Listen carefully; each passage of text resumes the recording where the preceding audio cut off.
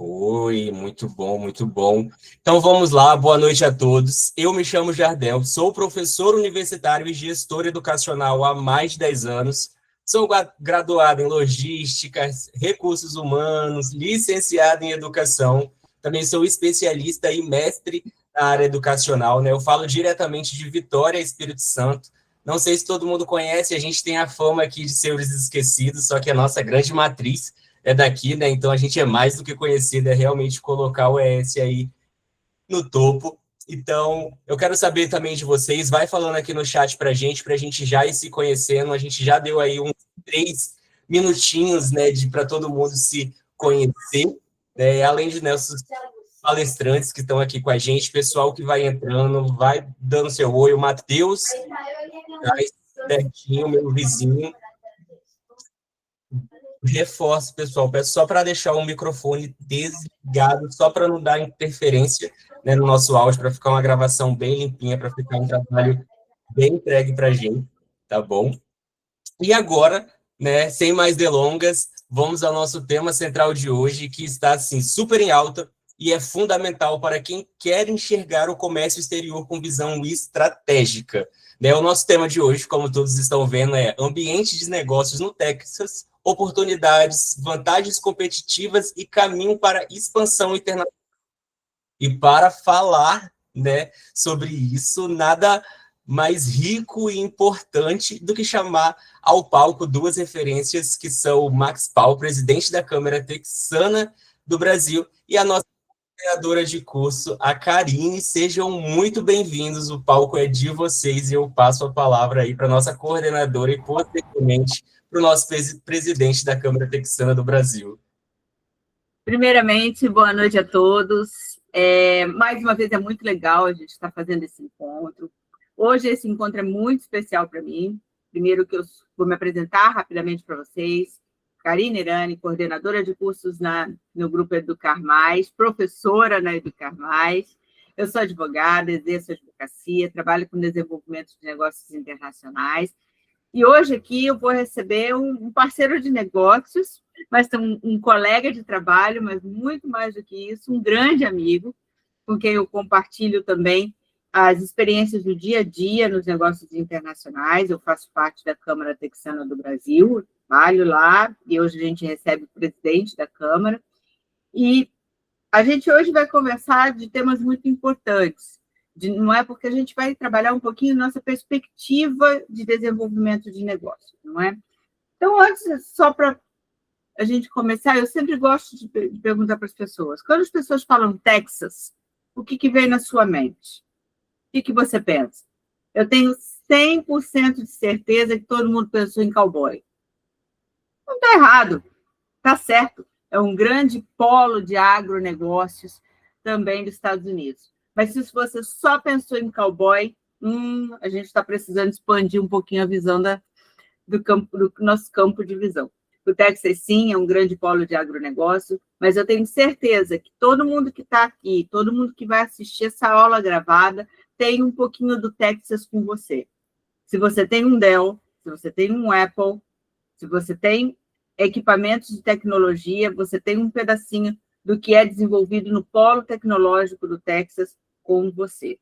Então, olha só, como o Texas, às vezes, a gente fica preso não é, aos estereótipos e a gente não observa o imenso polo de negócios que tem ali. Não vou dar spoiler, vou deixar que o presidente da Câmara, que é uma pessoa que tem uma relação próxima com o estado do Texas, não é? É um estado, mas bem poderia ser um país, ele vai explicar isso.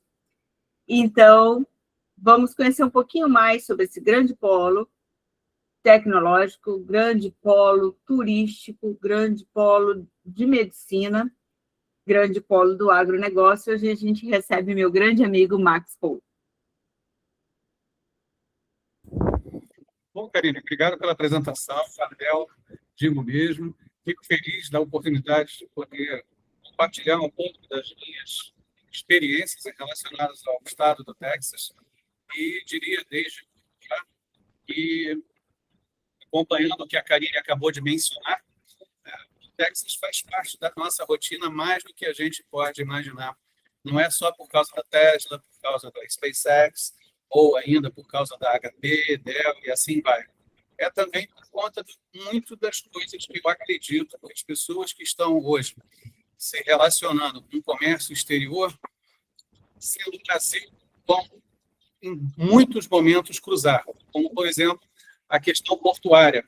Não tem porto nos Estados Unidos, maior relação comercial com o Brasil que o porto de Houston, o porto que pertence à cidade, e que recebe cerca de 65%, 70% de todos os contêineres que vão para os Estados Unidos. É o maior porto exportador da América, e isso, por si só, já dá um pouco da noção do quanto de relação que existe, relação comercial, inclusive.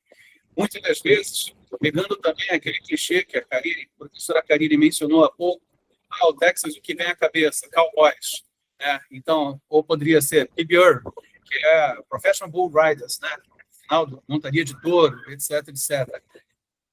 É bem mais do que isso. Né? Então, conforme está aí já na primeira lâmina, né? O Texas hoje seria, se fosse o país, a 8ª economia do mundo. Isso varia, às vezes, porque o Brasil, nesse momento, salvo o melhor juízo, saiu da top 10, mas até outro dia estava entre as 10 maiores. E a relevância disso? A relevância é só para a gente ter uma noção da ordem de grandeza que a gente vai tratar um pouquinho. E dentro dessa ordem de grandeza, para que todo mundo já tenha uma noção um pouco melhor da nossa relação Texas-Brasil, normalmente 1/4 de tudo que é comercializado com os Estados Unidos entre compra e venda é Texas. Essa questão, inclusive, vocês podem conferir depois vendo o site do governo americano, Census Bureau. Lá você vê a questão dos impostos, e os impostos nos Estados Unidos são uma morte, são inexoráveis. Então, os dados que se encontram ali no Census Bureau podem acreditar que são os dados que realmente acontece. Dito isso, a gente poderia pormenorizar um pouquinho dessa questão dos ambientes de negócios do Texas, né? E por que eu digo isso? Saindo da questão, então, como já mencionei, e a Karine havia falado, do cowboy, agronegócio é relevante no Texas? Bastante. O Texas compete com o nosso estado do Mato Grosso como sendo o maior produtor de algodão nos seus respectivos países e individualmente como estados. Relevância disso. Nós temos vários casos de várias empresas, mas teve uma que há vários anos atrás se instalou no Texas, justamente para aproveitar essa oportunidade de negócio. Era uma empresa de jeans do Ceará, que de repente abriu uma unidade fabril em uma região que provavelmente pouca gente conhece, que é Rio Grande Vale. Bom, em determinado momento, eles escolheram aquela região por alguns motivos. E isso tem tudo a ver com o nosso dia a dia de hoje. Os incentivos que o governo do Texas oferece, e já oferecia até então, os custos, efetivamente, de estabelecer um negócio na América, no Texas, normalmente menor do que a maioria dos demais estados, mas, acima de tudo, eu diria, é um estado muito voltado para negócios. No Brasil, o contrato social de uma empresa normalmente se dá dentro dos limites do KNAI. O que você pode fazer? Eu sou o padeiro, então eu vou fazer uma padaria. E no Texas, como é que funciona? Tudo que a lei não veda. Então, essas diferenças, efetivamente, fazem com que a gente tenha uma perspectiva diferente, imaginando a América como um país maduro, com economia robusta, em que as regras, eventualmente, são mais rígidas. Em verdade, muitas das vezes, depois de conhecer um pouco melhor, você vai ver que o ambiente de negócios favorece, eventualmente, muito mais do que o que nós hoje temos no nosso país. Falando disso, tem a questão aqui, por que o Texas está tão bem ranqueado? A questão do PIB diversificado. Se a gente começa com um estado agropastoril, e efetivamente Texas ainda é um estado com produção do agronegócio forte, né? O Texas se redescobriu com petróleo, oil e gas. Relevância disso para a economia texana até a crise de 74, enorme. Hoje, já não tão grande. E por quê? Voltando no slide ali, o PIB é diversificado. Energia é um dos setores. É o primeiro em energia fóssil, mas também é o primeiro em energia limpa nos Estados Unidos. Multinacionais e startups. É um negócio muito interessante a gente falar disso. Eu estava participando do Texas Tech Week, que ocorreu em Austin, e eu fiquei muito impressionado com o ecossistema não americano apenas, ou mais especificamente o texano, mas o de Austin, propriamente dito, que muita gente hoje diz, é o novo Vale do Silício. Na realidade, a expressão que se usa hoje não é novo Vale do Silício, e sim Silicon Hills, as montanhas do Silício.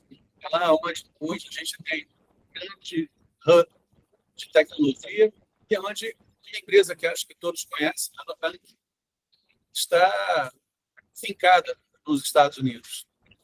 Mas, de qualquer maneira, voltando para a questão das startups, o que me surpreendeu foi efetivamente a visão altamente pró-negócios dentro das universidades com as startups para gerar soluções alternativas extremamente criativas e muito abertas a parcerias. E isso é relevante para a gente, porque, eventualmente, nós temos muitas invenções, nós temos muitas criações aqui, e que, em razão do nosso mercado ser um pouco fechado, em razão de econômicas e outras mais, a gente não se permite ou não tem muita chance de conhecer, eventualmente, todas as coisas que acontecem aqui fora.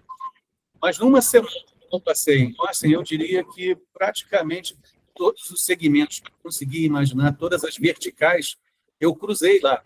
E isso foi muito legal, porque, apesar de ser um evento para americanos, startups americanas, não é um evento fechado, era um evento aberto para quem quisesse participar. E eu achei aquilo muito legal. População dinâmica, consta aí no slide. Negócio extremamente interessante, gente. Nessa última viagem que eu fiz agora, eu levei uma pessoa que é uma influencer digital do barbecue, do churrasco. Churrasco dos artistas, alguma coisa assim. E o que me chamou a atenção? Bem, duas coisas. Primeiro, eu não conhecia a pessoa, ele é de origem gaúcha, mas ele hoje mora em Goiânia, Goiás, há meia dúzia de anos. Em 30 dias, ele acessa cerca de 15 milhões de contas e hoje nós temos 32 milhões de pessoas no Texas. Quando a gente apresentou um pouco do que o Che, como ele se apresenta, faz, e o número de seguidores, o pessoal ficou impressionado.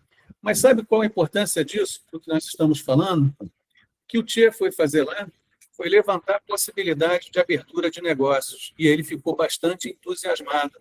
E essa troca, o Brasília Barbecue, todo mundo conhece Fogo do Chão e tantas outras, mas a Fogo do Chão foi comprada por americanos.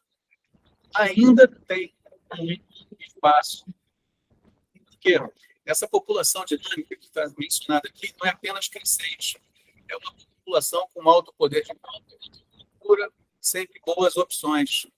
Então, o Texas, diferente de outros estados, inclusive, tem um termômetro muito interessante. É o estado que mais recebe americano há mais de uma década.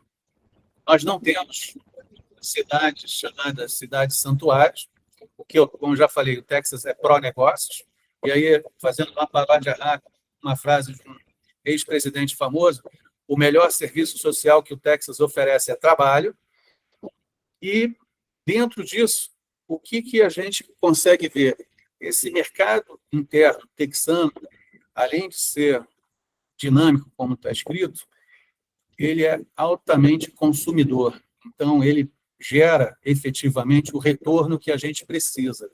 Se a gente tem a possibilidade de entrar pagando menos e tem uma rentabilidade maior, eu já vejo que nós temos, então, no nosso horizonte, um local diferenciado para as pessoas considerarem quando imaginarem em desenvolver seus negócios na América.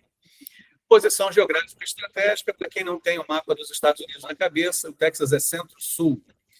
Fica localizado em uma região em que, em 48 horas, atinge mais de 80% dos Estados Unidos e 100% do México. São pautas relevantes, mas eu posso alongar um pouco. No modal rodoviário, o Texas, esse último ano, investiu 148 bilhões de dólares em infraestrutura. Relevância disso, ele não consertou o buraco nas pistas, ele multiplicou. Onde tinha 3, virou meia dúzia. Onde era meia dúzia, já passou de 10. E agora, esses últimos meses, depois de julho, é que o trânsito ficou um pouco ruim, porque estava sendo tudo feito em paralelo. Agora estão juntando as pistas, a gente tem um pouco de rush, principalmente lá em Austin. Ambiente competitivo. Eu não vou alongar muito, em razão do que eu acabei de mencionar. Se eu tenho baixo custo e um forte mercado consumidor, o Texas efetivamente sempre vai estar liderando aí entre os estados na atração de novos negócios.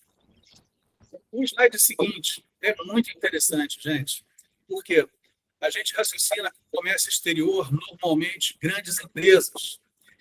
E não é isso que a gente tem nos Estados Unidos, ou mais especificamente Texas. O que a gente tem aí, quando a gente fala de pequenas empresas, né, não só o número é muito superior do que talvez a gente imaginasse, né, mas em termos de comércio exterior, são cerca de 85% de todas as operações de comércio exterior realizadas por pequenas empresas. As grandes corporações, então, ficam com 15%. É praticamente o inverso do Brasil. O Brasil, mais de 80% são as grandes. E as pequenas e médias é que complementam nosso comércio exterior. Aqui não tenho muito mais o que dizer, que não. Só fazendo uma parte, Max, desculpa se me permite, esse é um ponto muito importante que a gente vem falando ao longo de muitas lives na Abracomex, que a gente vem trazendo isso na sala de aula, a importância da participação das pequenas empresas no comércio exterior. Não é? A gente tem no Brasil uma ideia, não vou dizer equivocada, mas uma ideia errada de que o mercado internacional só serve para as empresas gigantes. Isso não é verdade. Isso é uma lição que o Texas tem para ensinar muito. A experiência, o know-how que o Texas desenvolveu e quanto as pequenas empresas contribuem para esse PIB astronômico, porque, na verdade, é um PIB de um país, não é? Seria um PIB de um país, não qualquer país, é a 8ª economia do mundo, não é? Se fosse um país independente. E essa é uma lição que a gente tem que sempre grifar.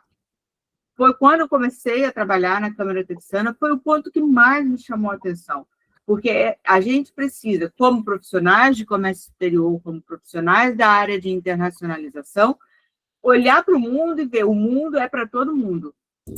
E olha como o Texas consegue fazer isso.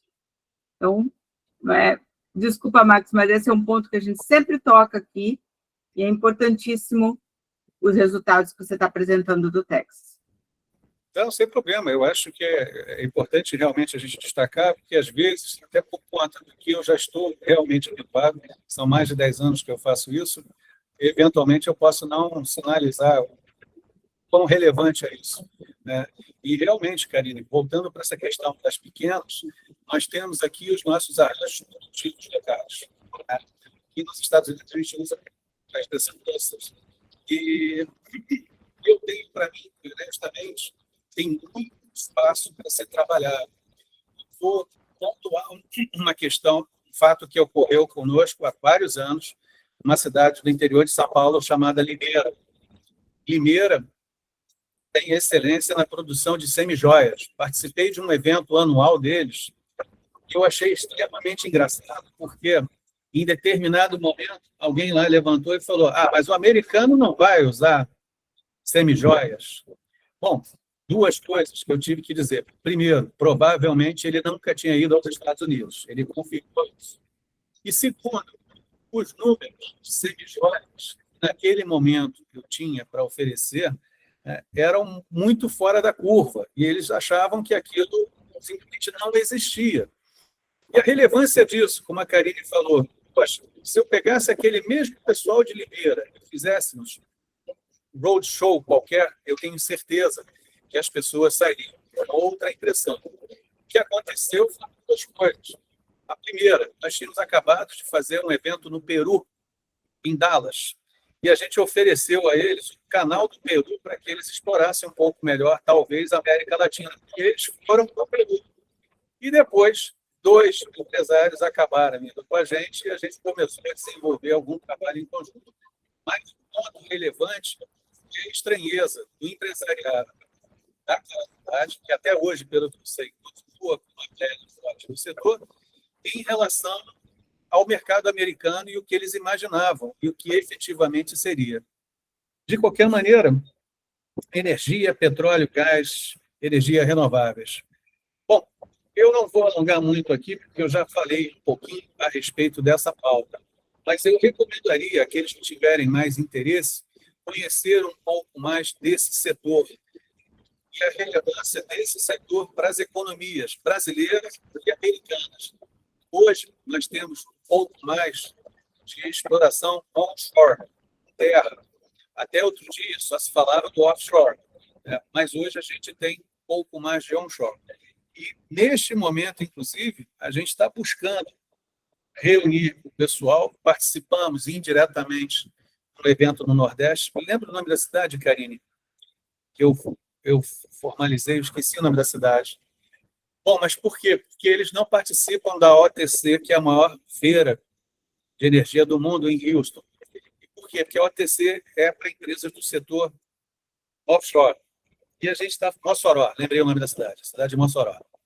E a gente tem uma quantidade de oportunidades, gente, que, assim, para quem não conhece, eu repito, sugiro que faça uma pesquisa para ver o quanto de negócio a gente tem no onshore e o quanto falta de pessoal qualificado para trabalhar nesse setor.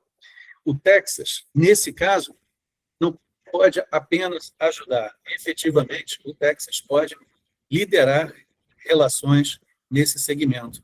E isso, na minha visão, ainda não está sendo explorado minimamente.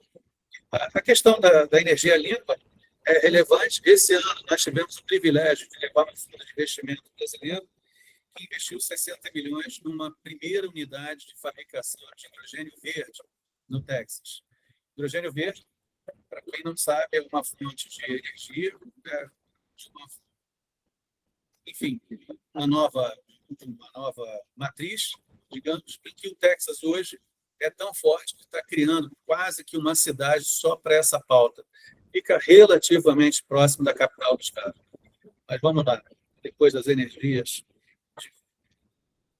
o que nós podemos falar? Manufatura, tecnologia e inovação. Manufatura. Bom, muitas vezes nas nossas apresentações eu uso um vídeo da Giga Texas. Descendo de Dallas, indo para Austin, a gente passa na frente da fábrica. É um negócio assim colossal. Não sei onde todos estão, onde todos já passaram, mas a gente tem coisa em Betim, a gente tem coisa aqui perto de Resende, esqueci o nome da cidade, enfim, tem várias unidades fabris, né, de carros, caminhões. Mas a Giga Texas, eu sugiro mais uma vez que dê uma pesquisada para ter uma noção da dimensão. E o que isso representa? Nós hoje temos um projeto de uma empresa brasileira, líder no seu segmento, entre as 5 maiores do mundo, que está pensando em trabalhar com abastecimento rápido de carros. E aí, duas semanas atrás, eu estava lá e fui na Buc-ee's. Buc-ee's é um posto de combustível muito diferenciado, tipo um posto com 100 bombas de combustível. É muito engraçado aqui, as pessoas ficam impressionadas, mas depois a gente vai se acostumando e nem acha aquilo tão grande. De qualquer maneira, o que eu estava reparando naquele momento? Quanto de abastecimento rápido já temos no Texas por conta da localização estratégica da própria Tesla, e quanto que isso efetivamente representa para a indústria avançada que temos lá. Agora, se não quiséssemos falar do Tesla, a gente poderia falar de uma empresa mais tradicional, a Toyota, que é a primeira do mundo, que tem um headquarter no Texas também. Então, automotivo, eu diria que é Texas. Agora, é só isso? Não. Tudo sempre com muita tecnologia, inovação e economia digital. E aí eu poderia voltar para o que eu já mencionei, o Texas Tech Week. Nossa, que evento bacana. Recomendo também que deem uma olhada, além deste, no SXSW, South by Southx, que é um evento de economia criativa muito legal. Ah, ele compete com o Summit português? Não, não compete. O Summit português, que hoje a gente tem até no Brasil, aqui é a South Summit, né, que eles fazem, eles falam da tecnologia de ponta no presente. O SXSW vai falar do que vai ser ponta no futuro. Então, para dar uma diversificada aí um pouco dos eventos que tratam de economia criativa. Serviços imobiliários, profissionais e financeiros. Essa ponta aqui é muito gente. Uma comparação rápida entre os estados mais badalados, entre os brasileiros, Flórida, Nova York, Califórnia, Nevada. Pesquisem valor dos imóveis, preço médio, vocês vão se surpreender com isso. Relevância dessa questão. Muita gente pensa na hora da expansão em acompanhar o negócio e ir para os Estados Unidos. Eu recomendaria que vocês pesquisassem um pouco para ter a noção do valor do que você consegue comprar, por exemplo, $300 mil desses novos estados nesse tempo. E vocês vão ficar bem surpresos com os resultados disso. A área financeira, super relevante. Dallas hoje é o segundo centro financeiro da América. Nós temos hoje a abertura de uma bolsa, provavelmente vamos ter duas no Texas, e ele passou, então, Chicago, que sempre foi a segunda referência nesse segmento também. Dito isso, mercado para profissional, uma coisa que muitas vezes as pessoas perguntam, o que tem? Eu vou parodiar as palavras do atual presidente. Para quem é qualificado, tem espaço para todo mundo. Esse negócio de imigração ilegal não se aplica nas regras do que a gente exercita e do que a gente vê na prática. Então, quem se preocupa com isso, infelizmente, é quem não teve a oportunidade de estudar, quem se aventurou e quem queimou na largada. Não é o nosso caso e não é o que a gente recomenda. O espaço está aberto e as possibilidades são muitas para as profissões das mais variadas. O pessoal de comércio exterior, inclusive, está no topo dessa lista, para aqueles que não sabem. Podem também pesquisar mais a respeito disso. Bem, aqui são umas questões muito legais, gente, mas eu não vou, salvo o interesse da doutora Karine, minha colega, me aprofundar muito aqui, porque, por mais que a gente quisesse falar dos números, né, isso é bastante dinâmico e, ao mesmo tempo, surpreendente. E parece, muitas vezes, poxa, de onde é que você tirou? Que fontes são essas? Normalmente, a gente usa fontes primárias. Então, em se tratando dos Estados Unidos, eu volto a falar do Census Bureau, porque os impostos são inevitáveis e eles dizem que realmente é.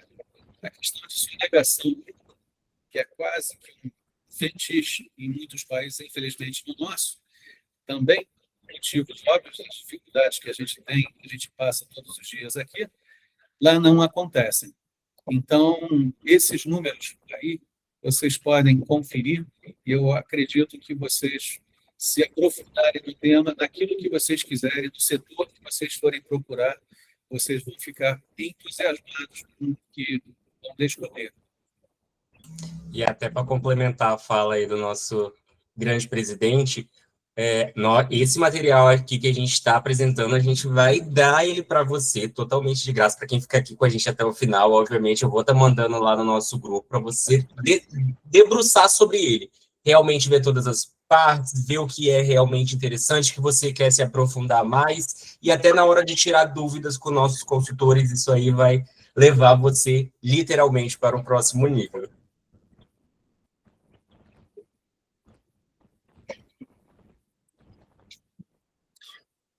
Bom, investimento estrangeiro e ambiente para startups. O que eu posso dizer?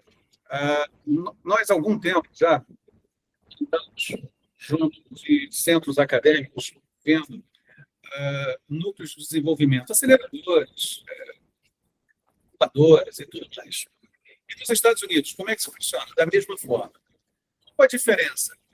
A maior parte dos centros acadêmicos aqui não faz o que nós estamos fazendo hoje. Não traz o caso concreto, o dia a dia, não traz o business para a mesa. Fala muito da teoria. E qual a relevância disso, gente?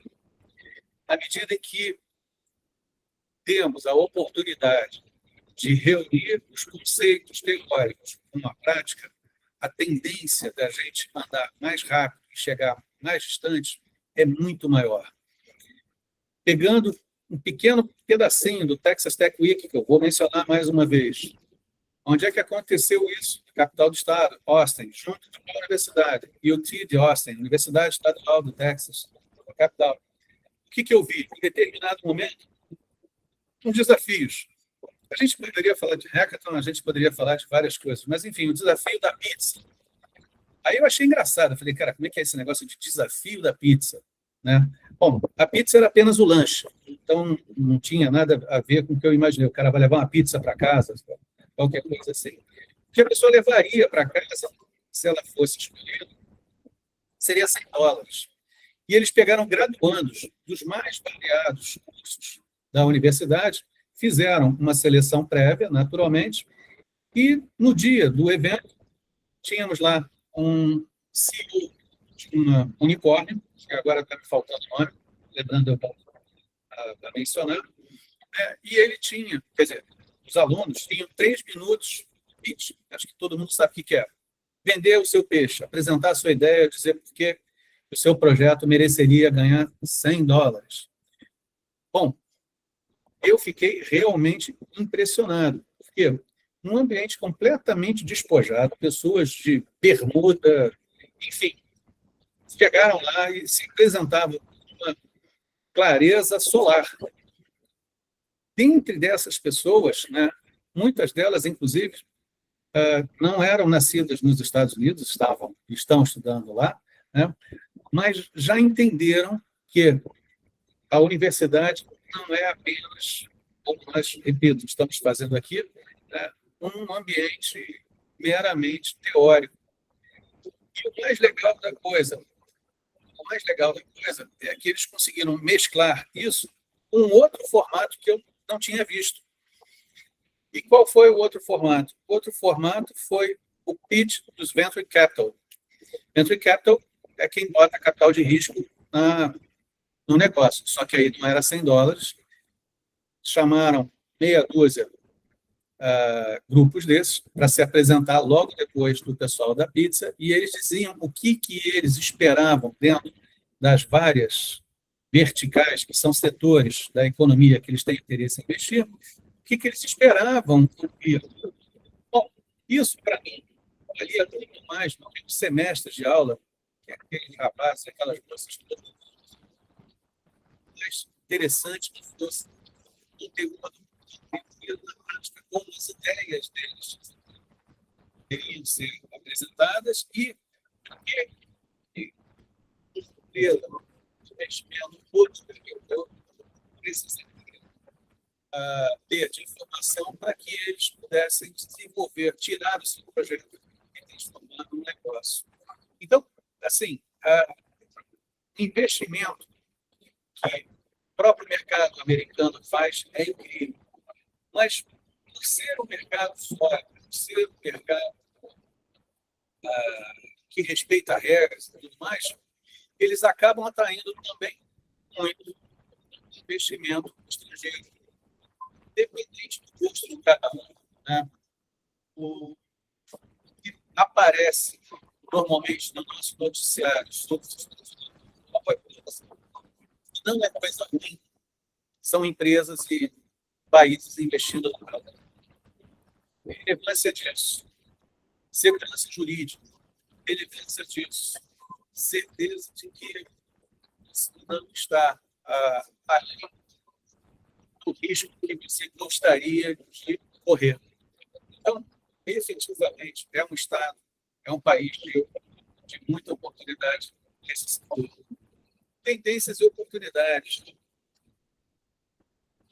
Diversificação, além do patrimônio, digitalização,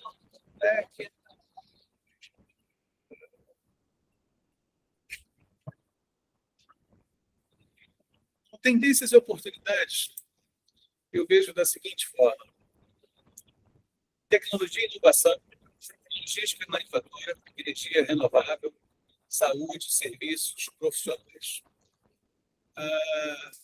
Esses seriam, talvez, melhores valores.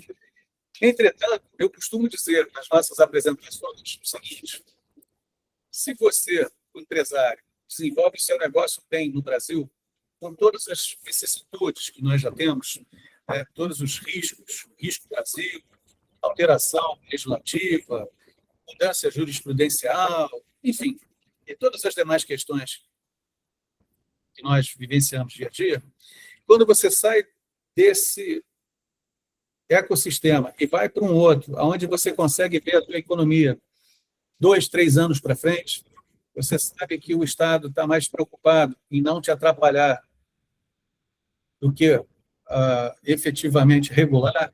Você sabe que boa parte do Estado, inclusive, te ajuda, e aí uma particularidade prévia, todas as atividades que a gente faz normalmente, a gente passa por centros acadêmicos, e aí fica até o meu pedido para estreitar com os senhores, porque eu gostaria de trazer mais americanos para cá, né? E desenvolver tanto negócio com eles, lá no Estado. Então, pode falar aí.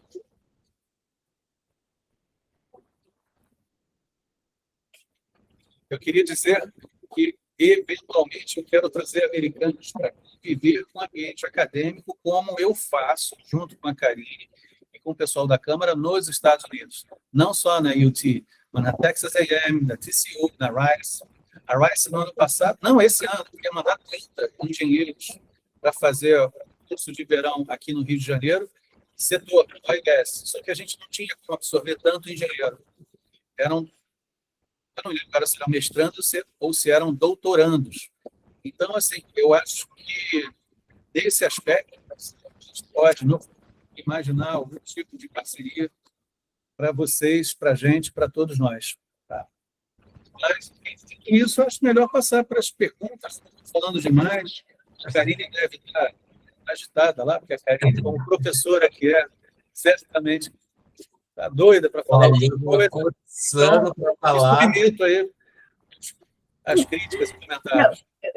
Eu estou coçando aqui para falar, porque, na verdade, todo mundo aqui sabe, não é, que essa é a minha paixão. Eu poderia, né, falar a noite inteira sobre comércio exterior, negócios internacionais. Mas justamente juntou outra paixão, que o Texas foi uma paixão adquirida, não é?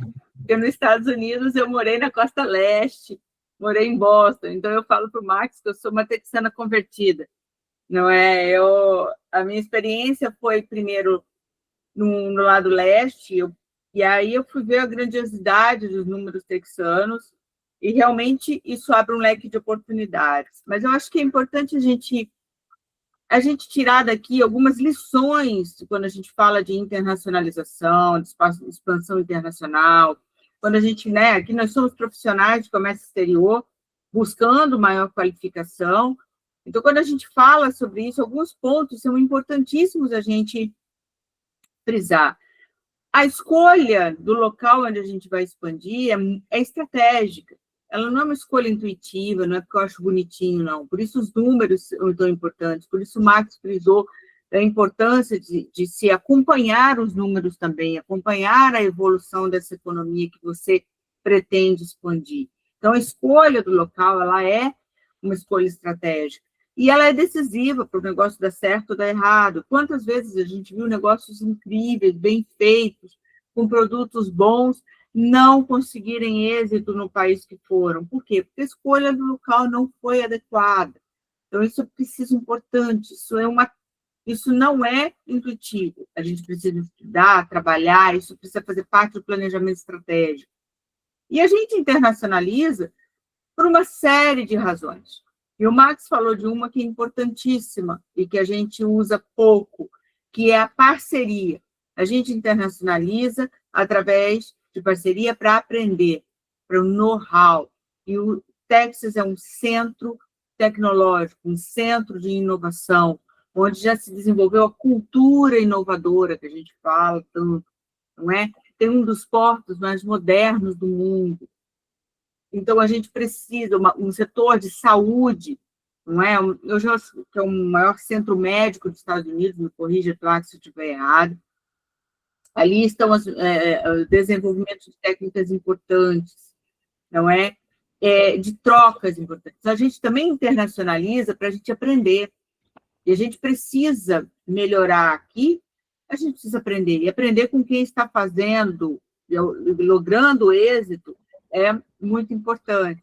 É um ponto que a gente tem que aprender, não é? Outro ponto importante aqui, que o Max falou, dos números do Texas com serviços, não é? A gente aqui no Brasil, a gente só exporta 2% dos nossos serviços.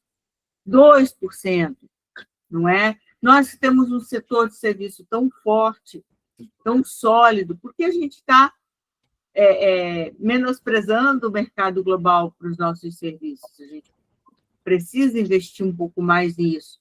E talvez viver a experiência texana nos ajude também a melhor construir a nossa experiência aqui, para que a gente possa otimizar esse vetor de geração de riqueza, que é a exportação de serviços. Então, a gente viu, na semana passada, né, na semana retrasada, nós falamos das oportunidades para quem trabalha com comércio exterior. E aí, hoje, o Max trouxe para a gente quantas oportunidades estão lá. E ele frisou um dos pontos que a gente vem frisando sempre que a gente fala, é a qualificação. As oportunidades, elas estão lá, mas é preciso estar preparado para otimizar essas oportunidades.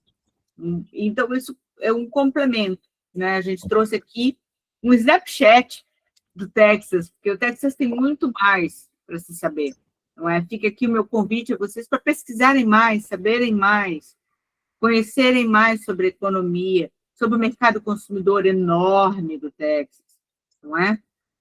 As oportunidades que estão lá. Mas isso a gente também pesquisa, não é? Porque faz parte do profissional de comércio exterior, faz parte da nossa qualificação, a perene pesquisa, a busca por saber, por conhecer. E a gente, aqui nessas lives, a gente está tentando trazer pequenas iscas para que vocês possam começar essa pesquisa. O Texas tem muito mais do que a gente pôde trazer hoje. Uma hora não seria possível para a gente falar de todas as oportunidades de empresas brasileiras que já estão atuando lá, ou de empresas brasileiras que fizeram parceria para desenvolvimento de novas tecnologias, de cultura inovadora.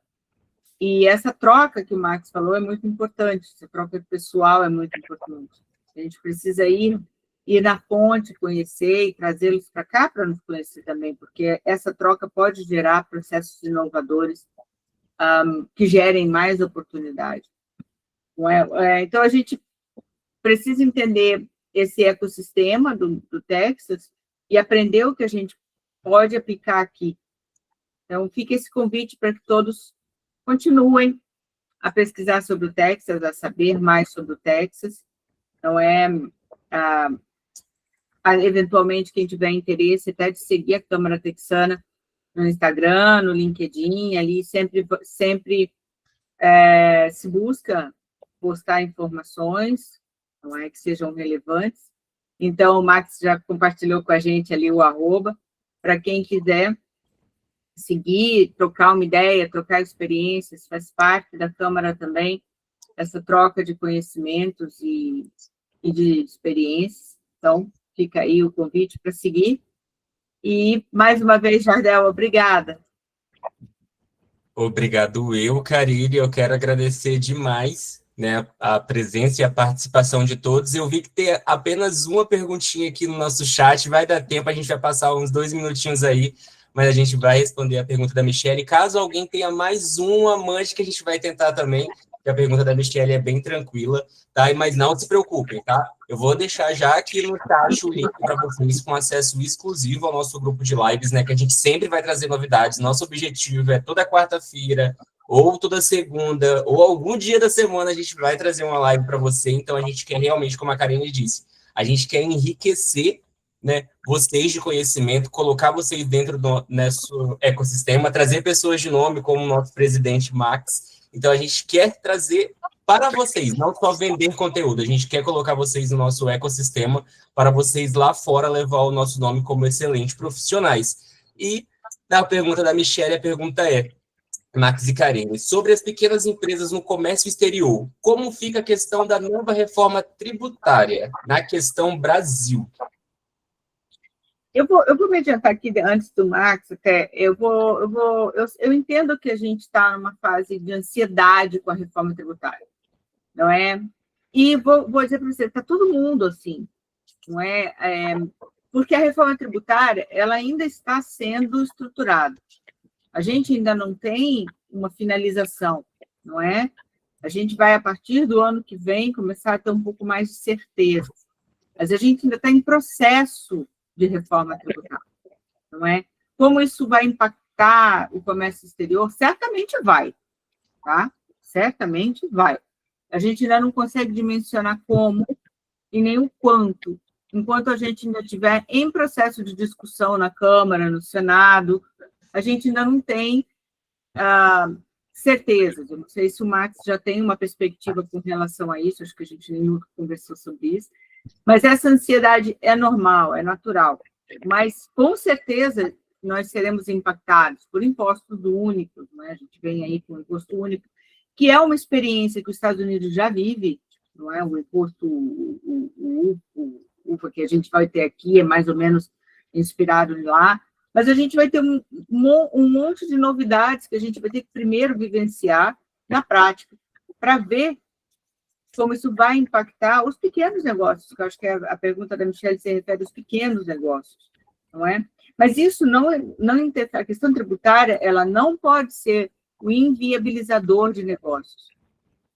A gente precisa trabalhar com planejamento, com um planejamento abrangente. Faz parte do planejamento estratégico abrangente a gente analisar as questões tributárias internas, não é? Que é o comércio exterior, trabalha com as regras internas, e também em termos de negócios internacionais, comércio internacional, que são as regras de fora, não é? Que esse ano mudaram muito, a gente teve alíquotas, né, tarifárias, enfim, muita coisa que teve dentro das nossas conversas anteriores. Então, eu ainda não sei como isso vai impactar diretamente, mas eu acho que a gente pode até trabalhar uma live sobre já é nosso próximo gatilho. Ó. Eu já tirei vários prints aqui, inclusive, Michelle, já agradeço o ponto, porque é esse o nosso objetivo aqui do Masterclass. A gente quer trazer coisas reais, assuntos que vocês querem saber, e a gente aprimorando, a gente vai aprendendo, a gente vai ensinando. Esse é o nosso objetivo, é exatamente isso. Vocês acertaram na ferida que a gente está querendo tocar. Jardel? Sim. Na realidade, essa operação vai afetar cerca de 25 mil empresas, tá? Confere aqui. O problema da substituição dos 5 impostos por 2 efetivamente vão trazer realmente algumas complicações. Mas, no pouco tempo que a gente tem para falar sobre o tema, eu acho que eu coloquei ali uma observação rápida, né?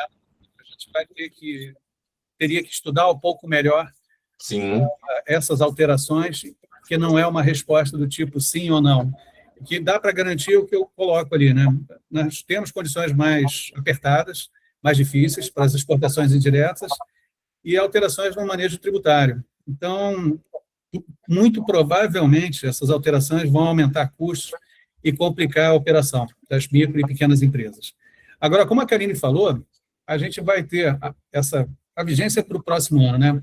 Mas a gente ainda vai ter discussão, porque muita coisa que está sendo colocada no papel, eu acredito que, como já aconteceu em outros momentos, né? A legislação que não pega, não estou dizendo que o fisco não vai cobrar, não estou dizendo isso não, mas eu quero dizer o seguinte, vai chegar num momento em que a coisa vai ser revisada, porque a proposta é muito ousada, nós não estamos, penso eu, no nível que o fisco está esperando que a gente esteja para poder desenvolver tudo que eles estão propondo. Esses desafios são muito grandes, não é uma proposta de, como eu já disse, sim ou não, rápida, de rápida resposta. Sim, é verdade. Essa é a nossa realidade, né? Então, de antemão, não queria, mas já extrapolamos um pouquinho ali nossos minutos, mas era para a gente tirar realmente todas as dúvidas, sair aqui com tudo muito bem esclarecido. Eu quero agradecer demais ao Max, a Karine e a todos vocês que ficaram com a gente até o final. É um privilégio estar aqui e ver tanta gente comprometida em crescer, aprender e expandir novos horizontes. Como eu disse, esse é o nosso objetivo hoje. Já dando um spoiler, nossa próxima Masterclass vai acontecer, em vez de ser na próxima quarta, vai ser na segunda-feira, no mesmo horário, às 7h30. Então, dia 15/12, espero vocês aqui comigo e nosso professor João Alfredo, e novamente um grande abraço. Max e Karine, passa a palavra aqui para vocês, para se despedir da nossa grande turma e já deixar em aberto o convite para a próxima, e talvez, quem sabe, aí já o nosso próximo título já de reforma tributária já muito bem alinhado. Primeiro, agradeço nosso convidado, Max, foi um prazer, obrigado pela contribuição, é sempre muito enriquecedor conhecer um pouco mais. Jardel, muito obrigada. Michele, obrigada, a sua sugestão será atendida, nós vamos providenciar isso é um debate que é muito relevante, e é uma ansiedade de todos, como eu falei, saber um pouco mais, e a única forma da gente minimizar essa ansiedade é conhecendo mais, sabendo mais sobre o projeto, sabendo mais como isso vai impactar. Muito obrigada a todos, e até a próxima. Obrigado, gente. Obrigado, pessoal. Tchau, tchau.